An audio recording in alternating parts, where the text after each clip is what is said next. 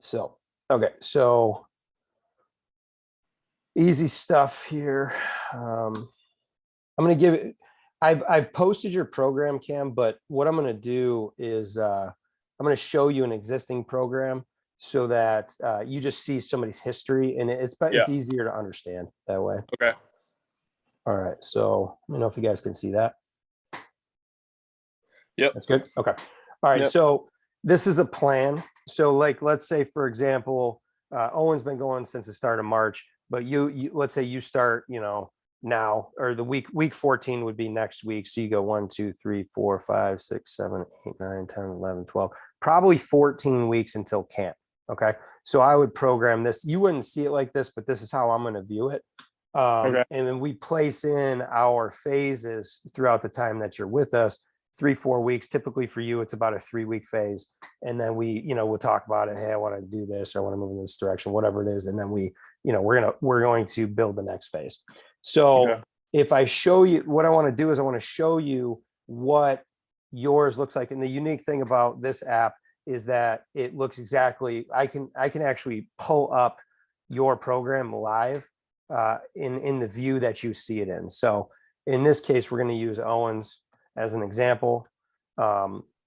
This is what today would look like. So he actually did the entire day. Okay. And you know that the day is, or the block, these are all blocks. This is what it would look like. I'm going to show you what tomorrow would look like so that you see what a fresh look is. This is what tomorrow would look like. And where Nyquist got a little like, what the fuck is going on here? He's like, I don't know which block to go to. Where like, are all these different workouts? No, what you're seeing is the steps checklist of things to do in order for the workout. So you're going to do your foam roll, you're going to do your movement prep, you're going to do your preparation for the day, you're going to do your acceleration work, you're going to do your primary block for the day. In this case, it would probably be a lower body day on a Friday, secondary accessory work, and then third accessory and some conditioning if there was conditioning.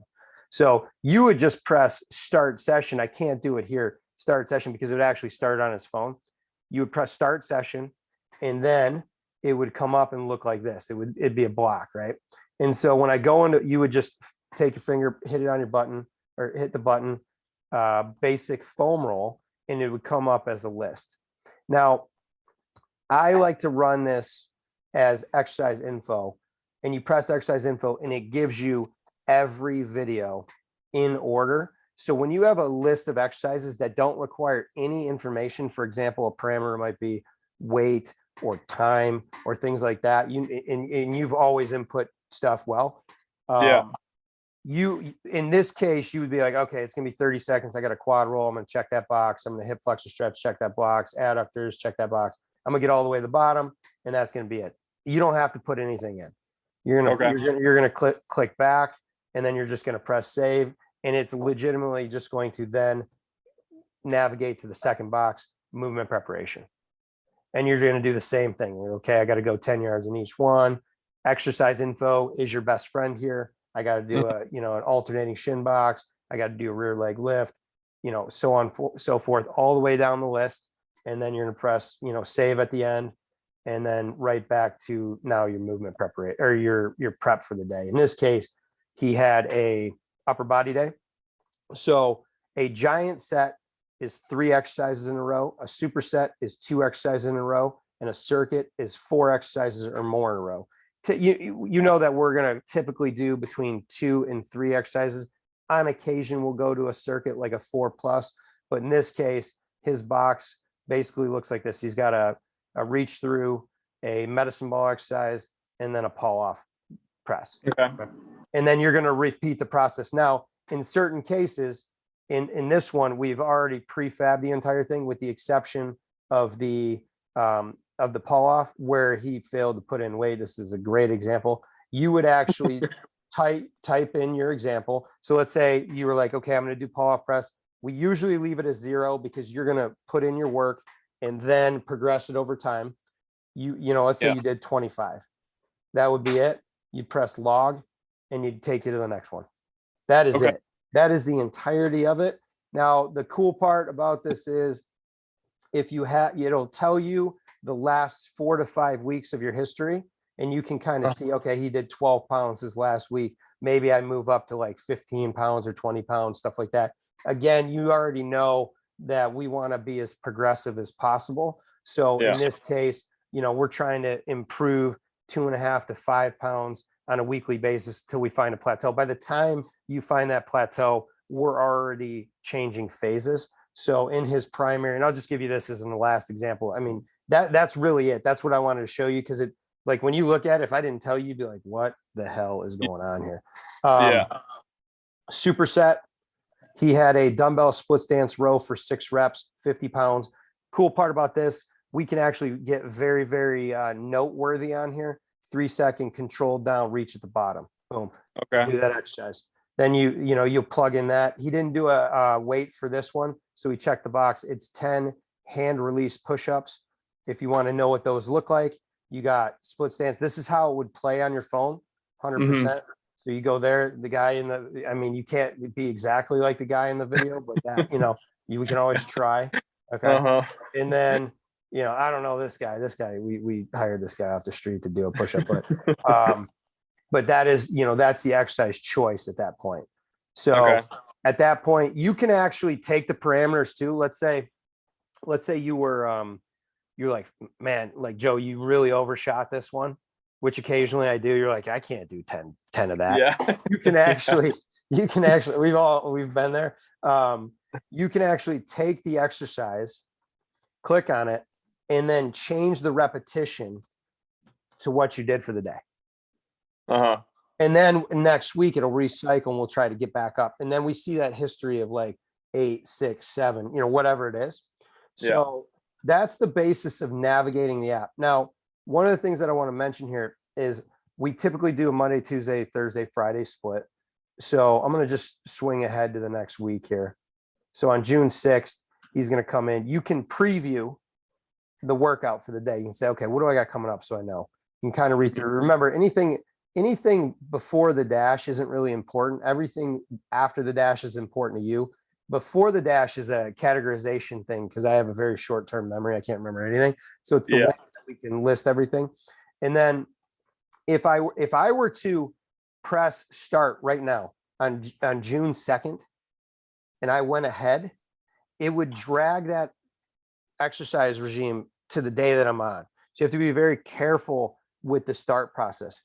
But what's good about this is, let's say next weekend you got a bachelor party, which I think you do. This weekend. This weekend. Okay. Let's say you wanted to work out today and you're like, okay, I'm gonna condense my week to Monday through Thursday, and I'm not gonna do Friday. I can come in on Wednesday. I'm like, okay, look, I got, like, he has something scheduled on Wednesday, but let's say this didn't exist. If I went to Thursday and press start, it would drag it to Wednesday. And then if I went to Friday and press start on Thursday, it would drag it to Thursday. So your week is then condensed, and it staples it to the day in which you do it on. Yeah. Okay. Yeah, that's good. Yeah. So that's good. And then the only other thing I wanted to show you was, like, when we get into some of the KPI collection stuff, like, I'm going to say, okay, hey, can we do a broad jump? All right. So today he came in. I'm just going to resume what it would look like.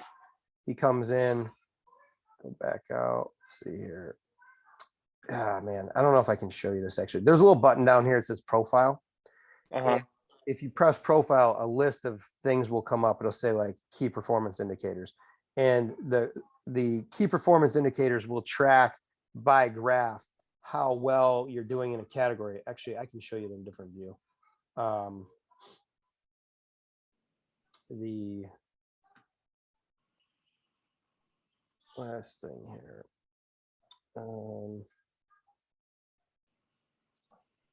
Okay. All right.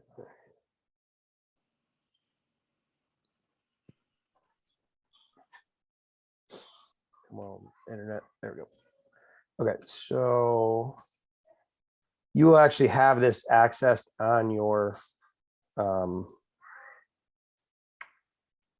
we go. All right. Okay, so throughout the weeks that we're training, last year I did all of our watt bike testing and I input it into a separate Excel sheet. This year, this goes straight to your phone. So if you see an exercise that's KPI, you input your best training score of that day into that KPI. And then what you'll see is this graphing over time, which I think gives you a good metric on, hey, what I do last time so I can beat this time. A good example would be like a broad jump. Hey, I jumped, 87 inches with my right leg, landed on 2. This time I want to get to 88. So it always keeps the numbers tangible in front of you so that you're always trying to achieve just a little bit more. Yeah, no, that's good. And then that's just one example. We're running, we'll run 10s, we'll run 6-second watt bikes, and we're going to run broad jumps. That's our primary. And then from a force plate testing standpoint, when you're in town, we will hopefully have an opportunity to input those in there also. So okay, I don't want to say for sure. I think we have some possibly here. Okay. So might be able to use that. That'd be good, because what it'll do is if you snap, maybe snap a picture, send it across, I can kind of interpret some of the data that they would have. If they're using Vald, we've used that before. You jumped on Hawken Dynamic plates last year for us most of the time. So they have plates on it, which gives us an asymmetry value. But for the most part, I mean, we can interpret anything when it comes to that. So, okay. So yeah, do you have any questions? I don't know if you looked at the app or anything like that. I hadn't looked at it yet, but it seems pretty straightforward, so I should be all right. Okay. Yeah. All right. Yeah, man. And you have something lined up that I could start on Monday?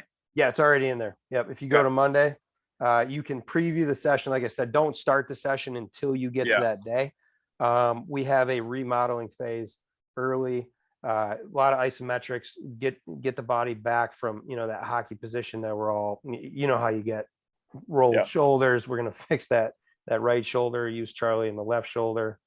A lot more core working work, on it, things like that. So all right, man. I'm looking forward to getting going. That's awesome. All right, everything else good? Yeah, all good. I'll get started on that on Monday, and maybe we can, I don't know, catch up like once a week, just let you know where I'm at. Yeah, no, I like that for sure. Let me know how everything's feeling. If we need to bump up intensity, decrease intensity. I mean, what I got planned, I think, is a good start for, let's say, for the first 2 weeks. And then once those 2 weeks are over, about middle of the second week, let's collab a little bit on where we want to go next. But I have a pretty good idea of what I want to do based on the years. But this year, I think we should spend, a couple weeks on strength training, some trap bar stuff, some like some heavier single leg dumbbell, split squat stuff, just to keep rebuilding the hips and things like that. Yeah. All right. Sounds good, buddy. Thank you. Definitely, man. Enjoy. Have a good weekend. Have fun with Max. All right. Thanks, pal. See ya. All right. Bye. So it's easy.